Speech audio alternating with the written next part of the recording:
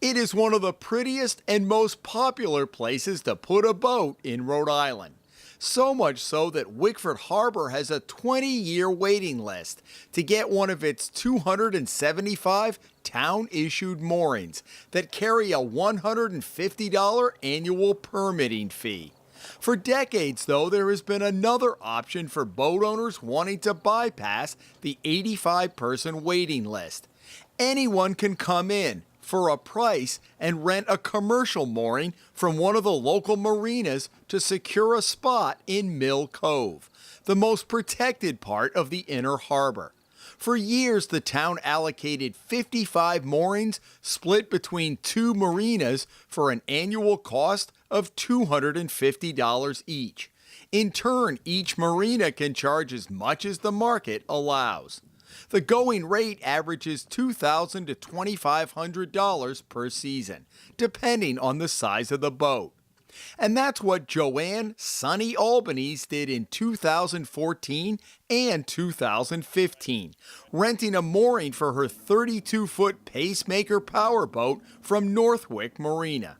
In May of 2016, 5 days before she was ready to go out for a third season, the marina's owner, Barry Gross, said he wasn't going to rent to Albanese, leaving her with nowhere to go. All of the slips and moorings were spoken for. Albanese, who lives primarily on the boat, turned to Wickford Marina owner Paul Gallego, who rents her a slip during the winter season, after the summer tenants had hauled their boats.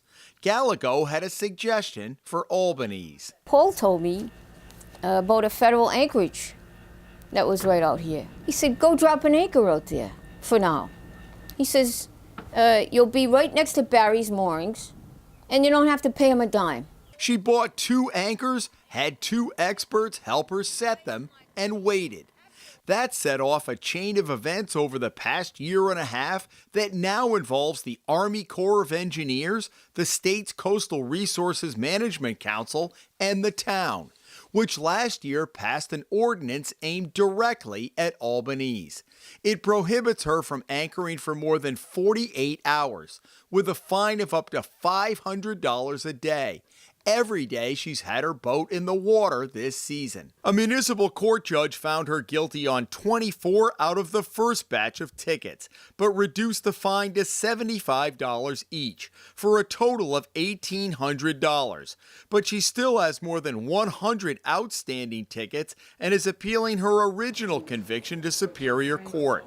That means a judge would consider evidence and the potential fines de novo, or from the beginning. Her plight has opened up a larger can of worms. The Hummel report has learned most of those commercial moorings violate federal regulations because they are in a federal waterway, a narrow path dredged years ago by the U.S. Army Corps of Engineers to allow large boats to maneuver.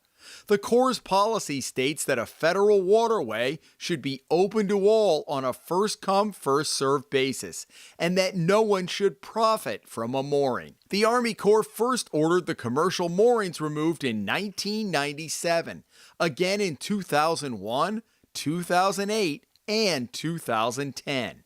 It wasn't until Albanese began making phone calls that the town finally moved the majority of moorings the past several months. You're pretty well known within the Corps now, right? Pretty much, yeah. You've talked to 5, 6 people? More. They know who you are. Yes.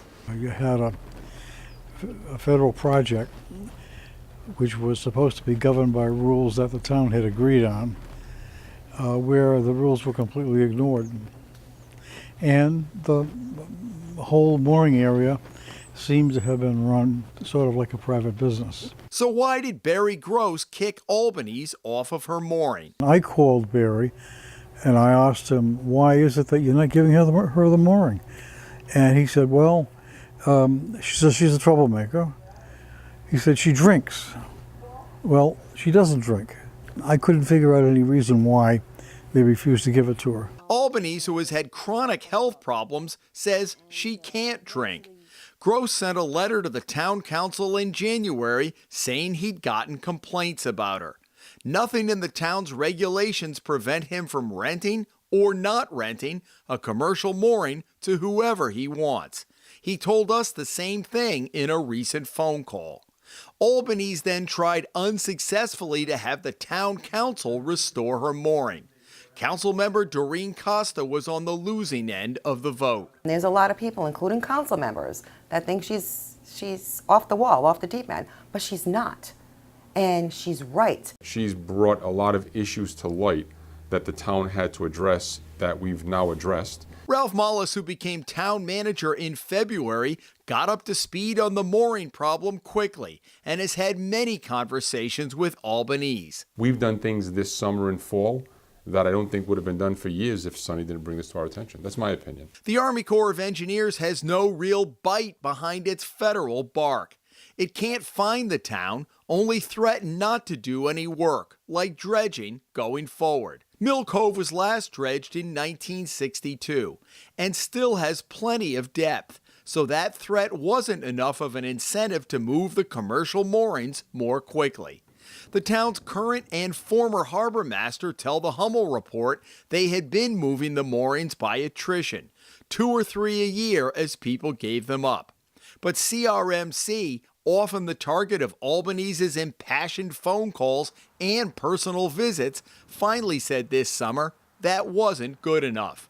And the agency ordered by next month all of the commercial moorings to be out of Mill Cove. We have told them this is it. This is the end of the line. No more extensions, no more grace periods. They need to resolve the mooring issue by that point. The town, which repeatedly told the Army Corps over the past 2 decades it was a more difficult job than it had imagined, managed to move 30 in the last 3 months, relocating them further out into Wickford Harbor. I think we've done more with the commercial moorings in the last 90 days than we did in the last 6 years. Is there any doubt in your mind that Sonny Albanese was the catalyst for this?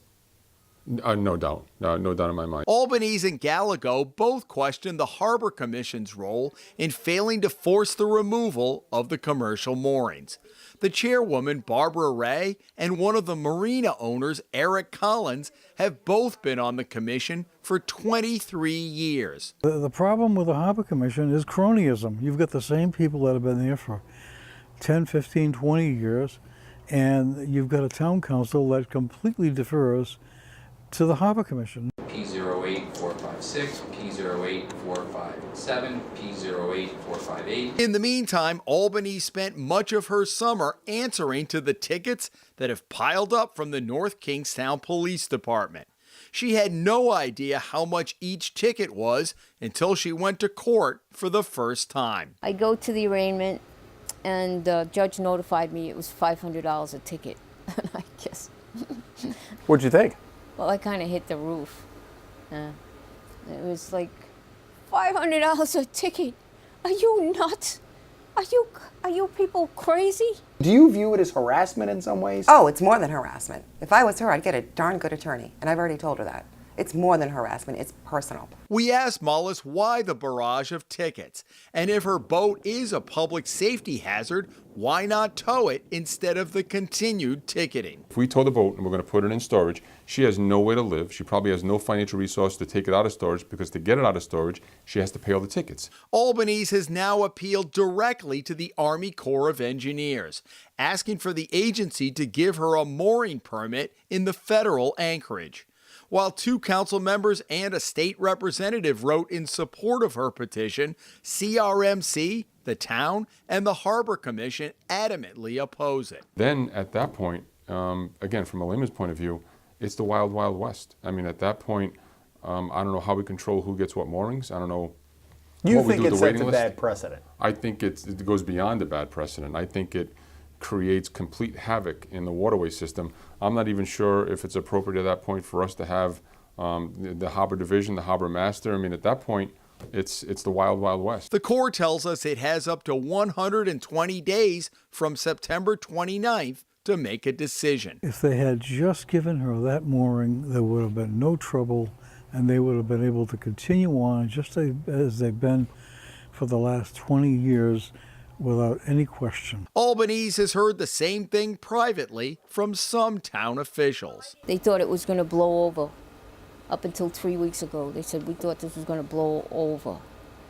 And As it had in 2010 and 2001 and 1997. yes, But it hasn't blown over, has it? no, no. And he said, I don't know what you did. He said, yeah, Who said that? One of the councilmen? yeah. Okay. He says, you made a big impact in this town. He said, you were able to do what we haven't been able to do in 20 years. In North Kingstown, Jim Hummel for the Hummel Report.